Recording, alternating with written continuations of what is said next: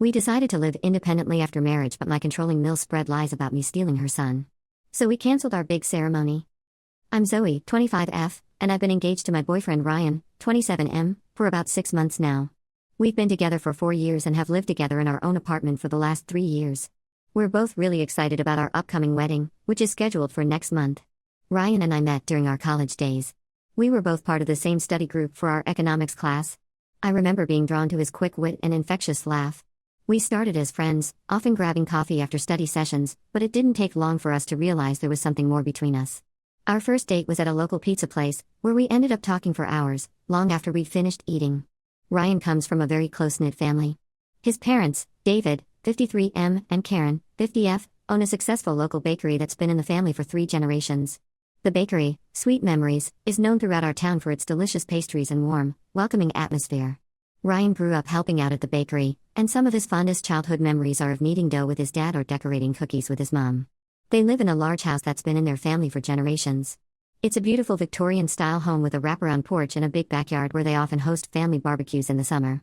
Ryan has 2 siblings, an older sister, Megan, 29F, who's married with a 2-year-old daughter, and a younger brother, Martin, 24M, who's still in college studying business with plans to eventually take over the family bakery. When Ryan and I first started dating, I got along great with his family. Karen was always warm and welcoming, often inviting me over for Sunday dinners and teaching me some of her secret family recipes. I enjoyed spending time with them during holidays and family gatherings. I come from a smaller family, it's just me and my parents, who live a few hours away, so I love the bustling energy of Ryan's large extended family. I have fond memories of my first Thanksgiving with Ryan's family. Karen went all out, cooking a feast that could have fed an army. Everyone pitched in. Megan made her famous green bean casserole, Martin was in charge of mashing the potatoes, and Ryan and I were tasked with making the pumpkin pies. It was chaotic and loud, with cousins, aunts, and uncles all crammed into the house, but it was also filled with laughter and love. I remember thinking how lucky Ryan was to have grown up in such a warm, loving environment. However, things started to change when we announced our engagement. Ryan proposed on our 3-year anniversary. He took me back to the pizza place where we had our first date, but this time, he had arranged for the owner, a family friend, to spell out "Will you marry me?" in pepperoni on our pizza. It was cheesy, pun intended, but perfect for us. We were on cloud 9 and couldn't wait to share the news with our families. My parents were thrilled, immediately offering their congratulations and support. Ryan's family seemed happy too, at first. Karen hugged us both tightly, and David broke out a bottle of champagne to celebrate. But as the evening wore on, I started to notice some tension. Karen kept making comments about how excited she was to have me officially join the family, and how nice it would be to have us around all the time. It wasn't until a few days later that we realized what was going on. Ryan and I were having dinner with his parents when Karen casually mentioned that she was thinking of redecorating Ryan's old room for us. We were confused at first, but then it dawned on us, they were assuming we would move into their family home after getting married. This came as a complete shock to both of us. We had never discussed this with them and had always planned on continuing to live in our own place. When we told them about our plans to stay in our apartment, Karen especially seemed upset and disappointed. She couldn't understand why we wouldn't want to live with them, insisting that it made the most sense financially and for the sake of family closeness. At first, it was just subtle hints and comments about how nice it would be to have us living there. Karen would mention how lonely the house felt with just her and David, or how much easier it would be for us to save money if we didn't have to pay rent. But as the wedding got closer, the pressure intensified. Karen started talking about how she was preparing Ryan's old room for us, buying new curtains and bedding. She talked about how excited she was to have us there, to be able to have breakfast together every morning and family dinners every night. We tried to gently remind her that we had our own place, but she just brushed it off, saying things like, "Oh, you'll change your mind once you see how nice it'll be." Things came to a head last week when we had dinner at Ryan's parents' house. It was supposed to be a nice family dinner to discuss some wedding details. Megan and her husband were there with their daughter, and Martin had come home from college for the weekend. Everything seemed fine at first, with everyone cooing over Megan's daughter and talking about Martin's classes. But then Karen brought up the topic again, asking when we planned to move our things over. When we firmly told her that we weren't moving in, she got visibly upset. The room fell silent, and I could feel everyone's eyes on us. David tried to calm her down, but she went on a long rant about family values and how we were abandoning them. Karen accused us of being selfish, saying that family should stick together and that by choosing to live on our own, we were rejecting them. She brought up how Megan and her husband lived there, how it had always been the plan for all her children to live in the family home. She even went as far as to say that if we really loved them, we wouldn't even think of living elsewhere. Ryan tried to explain that we loved them but valued our independence and privacy. He talked about how we had built a life together in our apartment, how we had our routines and our own space. He assured them that we would still visit often and be involved in family activities, but that we felt it was important for us to have our own home as we started our married life. Karen then turned to me and accused me of turning Ryan against his family. She said I was selfish for wanting to keep him away from them, that I clearly didn't understand the importance of family.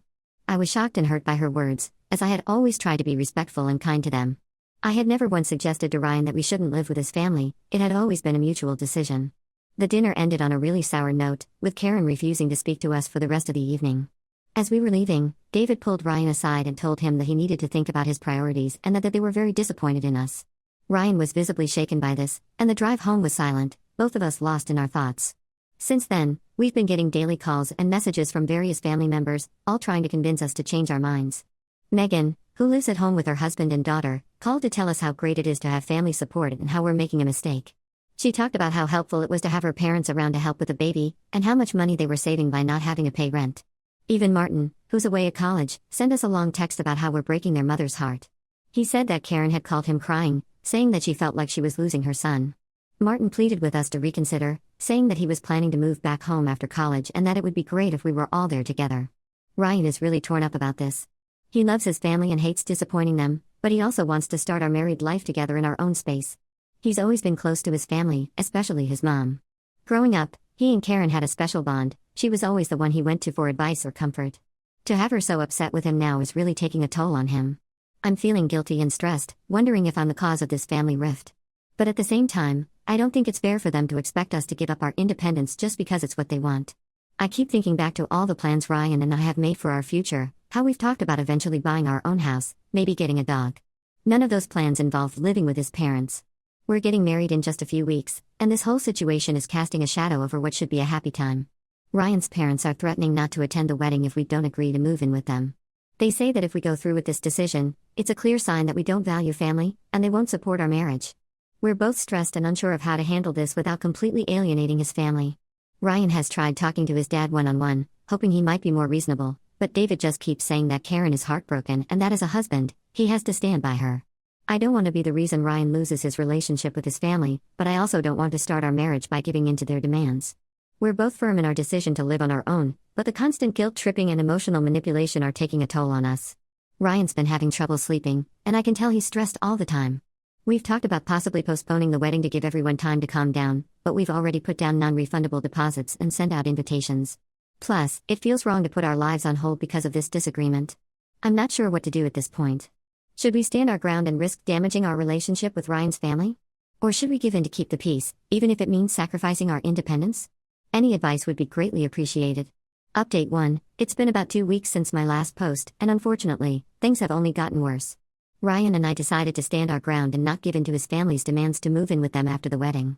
We thought that if we remained firm but respectful, they would eventually come around and accept our decision. We were wrong. Last weekend, we had a small engagement party planned with some close friends. We had invited Ryan's family, hoping it would be a chance to smooth things over. We spent days preparing for it, cleaning our apartment from top to bottom and cooking all of Ryan's family's favorite dishes.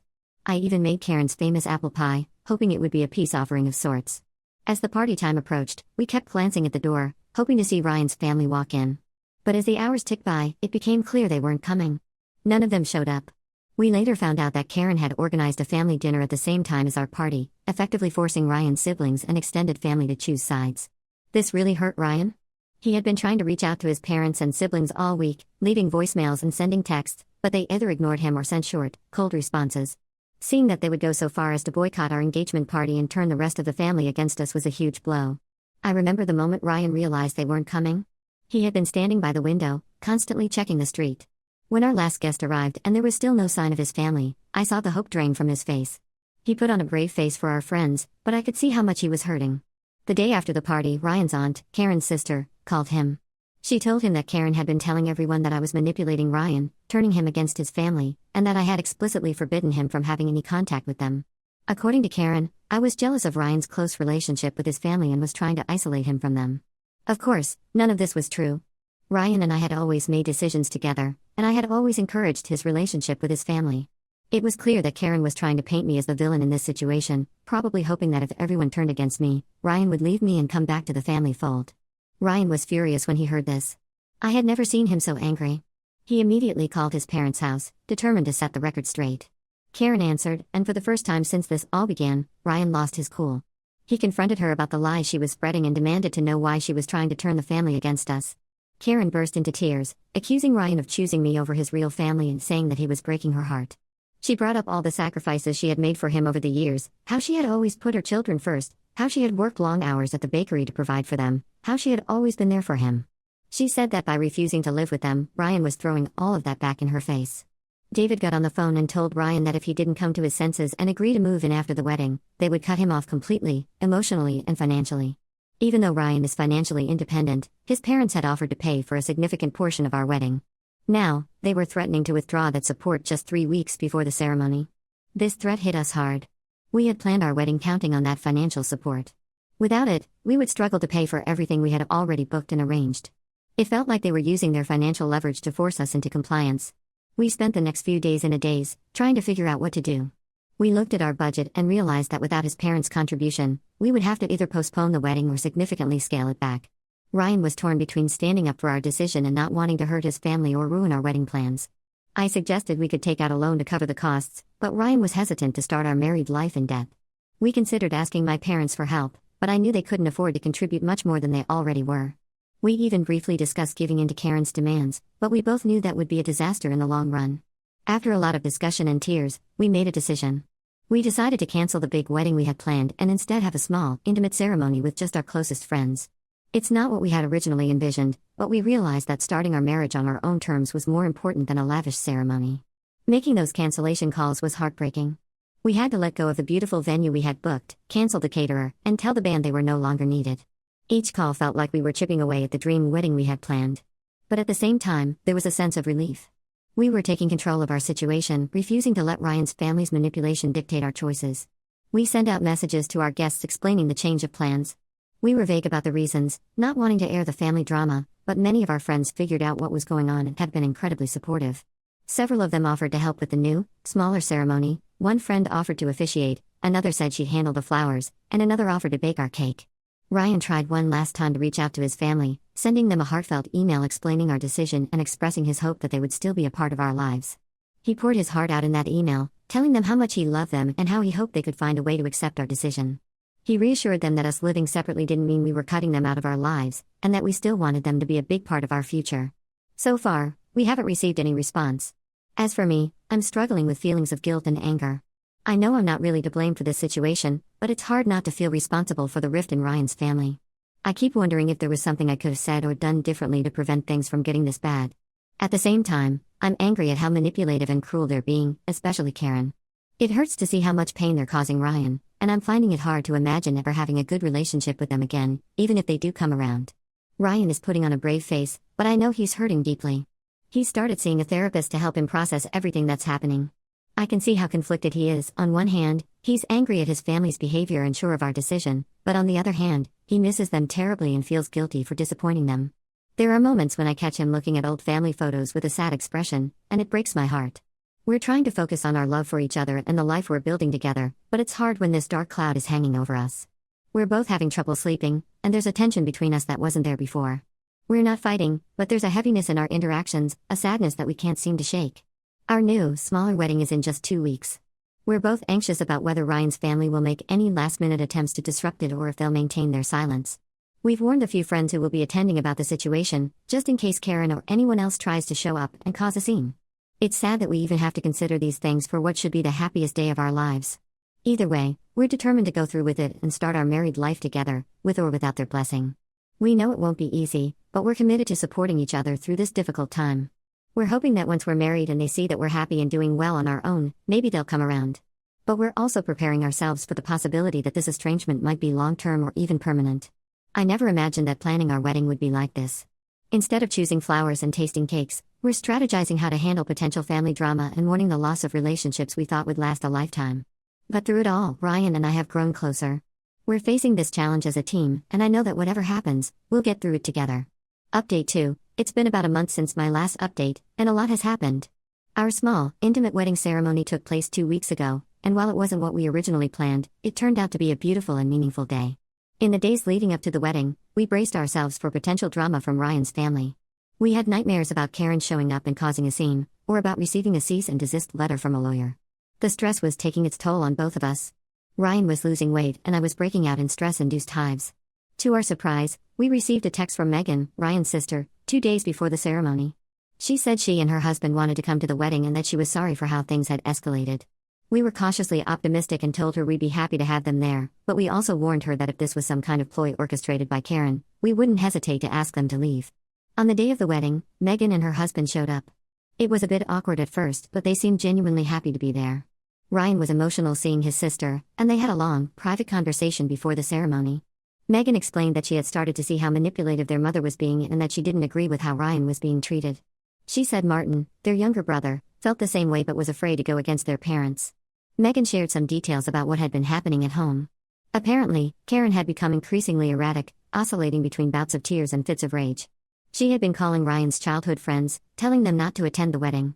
She had even gone so far as to call my workplace, trying to convince my boss that I was unstable and should be fired. Thankfully, my boss knew me well enough to dismiss Karen's claims. However, Ryan's parents and younger brother were noticeably absent. We later found out that Karen had forbidden Martin from attending and had apparently thrown a fit when she learned Megan was going. Despite this, we tried not to let it overshadow our day. The ceremony itself was lovely. We held it in a small, picturesque park near our apartment. Our close friends rallied around us, helping with everything from setting up chairs to taking photos. The intimate setting allowed us to really feel the love and support of those present. Ryan was emotional during his vows, and I could tell he was thinking about his absent family members, but he also seemed more certain than ever about our decision to start our life together on our own terms. After the ceremony, we had a small reception at our favorite local restaurant. The owner, who knew about our situation, had closed the place to other customers and decorated it beautifully for us. It wasn't the grand reception we had originally planned, but it was perfect in its own way. We danced, laughed, and celebrated with the people who truly cared about us. After the wedding, we went on a short honeymoon. It was a much-needed break from all the drama, and it gave us time to reflect on everything that had happened and to start planning our future. We spent long hours talking about what we wanted our life together to look like, how we would handle future interactions with Ryan's family, and how we could build our own traditions and support system. When we returned, we found out that Karen had escalated her campaign against us. She had apparently been posting on social media about how her son had abandoned the family and how I had stolen him away. She shared old family photos with captions about how happy they used to be before I came along. Some extended family members and family friends had been reaching out to Ryan, concerned about what they were hearing. Ryan decided it was time to set the record straight. He wrote a long, detailed post explaining our side of the story, how we had always planned to live independently, how his parents had tried to manipulate us into moving in with them, and how they had ultimately chosen to cut us off when we didn't comply with their demands. He was respectful but firm, making it clear that while he loved his family, their behavior had been unacceptable. The response to Ryan's post was overwhelming. Many family friends and even some extended family members reached out to offer their support. They shared stories of how Karen had tried to control their lives too, and how they had struggled with setting boundaries with her. It was eye-opening for Ryan to realize that this wasn't just about us, but part of a larger pattern of behavior. Megan called us a few days after Ryan's post went up. She said that Karen was furious about the post and had been ranting about taking legal action for defamation. We're not too worried about that, as everything Ryan said was true, but it's still stressful to think about. On a more positive note, Megan said that Martin had read the post and it had really opened his eyes to the situation. He's still living at home while finishing college, so he's in a tough position, but he sent Ryan a supportive text. It meant a lot to Ryan to know that his siblings were starting to understand and support our position. As for David, Ryan's dad, we haven't heard anything directly from him. Megan told us that he's been very quiet about the whole situation and she thinks he might be starting to see how unreasonable Karen is being, but he hasn't taken any action to reach out or mend things with us. Ryan is doing better emotionally. He's sad about the situation with his parents, especially his mom, but he's also angry about how they've behaved and more certain than ever that we made the right decision. He's continued seeing his therapist, which has been really helpful for him in processing all of these complex emotions. We're focusing on settling into our married life and making plans for our future. We've talked about possibly moving to a new city for a fresh start, away from all this drama. Nothing's decided yet, but it's something we're seriously considering. The idea of building a life somewhere new, where we're not constantly worried about running into Ryan's parents or dealing with the fallout from this situation, is appealing. For now, we're taking things one day at a time. We're grateful for the support we've received from friends and some family members, and we're committed to building a life together based on mutual respect and independence. It's not the start to married life we imagined, but we're facing it together, and that's what matters most. Update 3. It's been about 2 months since my last update, and I wanted to share some significant developments in our situation. Shortly after my last post, we received an unexpected visit from David, Ryan's father. He came to our apartment one evening, looking tired and apologetic. He said he had finally stood up to Karen and told her that her behavior was unacceptable. Apparently, this led to a huge argument between them, and David had been staying with a friend for the past week. David apologized profusely for not intervening sooner and for allowing Karen's manipulative behavior to go on for so long. He admitted that he had always known it was wrong but had found it easier to go along with her demands than to confront her. Ryan was emotional during this conversation, expressing both his hurt at David's previous inaction and his appreciation for him finally taking a stand. We learned from David that Karen's behavior had been escalating. She had been calling and harassing our wedding guests who had attended our ceremony, accusing them of betraying the family. She had also shown up at Megan's house and created a scene when Megan refused to cut ties with us. This had apparently been the last straw for David. David told us that he was seriously considering separation from Karen if she didn't agree to seek professional help for her behavior. He asked for our forgiveness and expressed hope that we could rebuild our relationship, though he understood if we needed time. Ryan was cautiously optimistic about reconnecting with his father, but we both agreed that we needed to take things slow. We made it clear to David that while we appreciated his apology, we wouldn't consider any reconciliation with Karen unless she took responsibility for her actions and got help. A week after David's visit, we received a call from Martin. He told us that the situation at home had become unbearable. Karen's behavior had become increasingly erratic and he no longer felt comfortable living there. He asked if he could stay with us for a while until he figured out his next steps. We agreed, happy to be able to support Ryan's younger brother. Having Martin stay with us has been a positive experience. He's opened up about the toxic environment at home and how Karen's controlling behavior had affected him throughout his life. It's been healing for Ryan to connect with his brother and to know that he's not alone in his experiences. As for Karen, we haven't had any direct contact with her. We've heard through Megan that she's still angry and blaming everyone else for the situation. David is proceeding with a trial separation and has encouraged her to seek therapy, but so far, she's refused. This whole experience has been a roller coaster of emotions, but Ryan and I feel stronger as a couple. We've had to navigate some really tough decisions and stand firm in our boundaries, which has ultimately brought us closer together. We've decided to put our plans to move to a new city on hold for now. With Martin staying with us and the possibility of rebuilding relationships with some family members, we feel it's important to stay nearby for the time being.